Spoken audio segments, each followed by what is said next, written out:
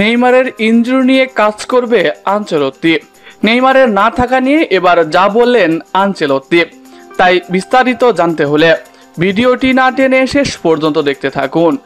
আর আপনি যদি আমাদের চ্যানেলে নতুন হয়ে থাকেন তাহলে এক্ষুনি সাবস্ক্রাইব করে রাখুন। আর ইতিমধ্যে সাবস্ক্রাইব করে থাকলে আপনাকে অসংখ্য ধন্যবাদ। ফিরি করে ফেরা হচ্ছে না নেইমারের।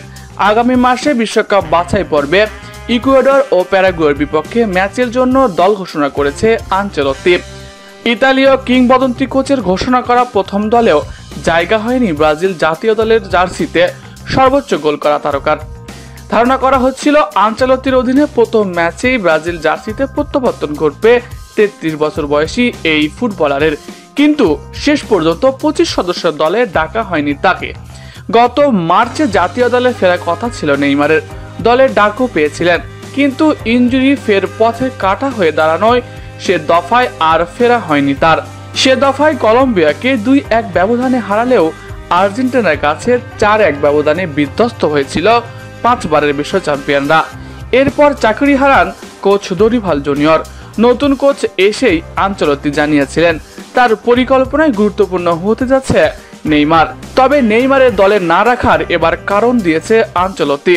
মূলত সদ্য ইনজুরি থেকে সেরে ওঠা নেইমারকে আরও সময় দিতে পক্ষপাতী তিনি।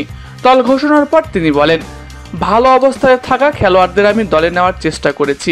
নেইমার তালিকায় নেই, কারণ সে সবেমাত্র ইনজুরি থেকে ফিরেছে। আমি নেইমারের সঙ্গে কথা বলেছি এবং আমরা সম্মত হয়েছি। মাত্রই ইনজুরি থেকে ফিরে 2টি ম্যাচ খেলেছে নেইমার, একটিতে প্রথম একাদশও ছিলেন না তিনি। ফলে পরিকল্পনা থাকলেও এখনো তাকে দলে নেওয়ার ঝুঁকি নেননি এই ইতালীয় কোচ। তিনি বলেন, আমি নেইমারকে বিশ্বাস করি, আমি তাকে ধরেছি, আমি চাই সে তার সেরা অবস্থান থেকে বিশ্বকাপে যাক, এই জন্য তার ইনজুরি নিয়ে কাজ করতে চাই।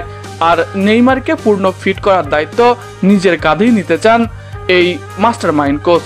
প্রিয় দর্শক, নেইমার ও আনচেলত্তির একটা দারুণ সম্পর্ক আপনাদের কাছে কেমন লাগলো কমেন্ট করে জানাতে পারেন আপনার মন্তব্য। এছাড়াও খেলাধুলার সকল আপডেট সবার আগে পেতে হলে আমাদের চ্যানেলটি সাবস্ক্রাইব করতে ভুলবেন না। ধন্যবাদ সবাইকে।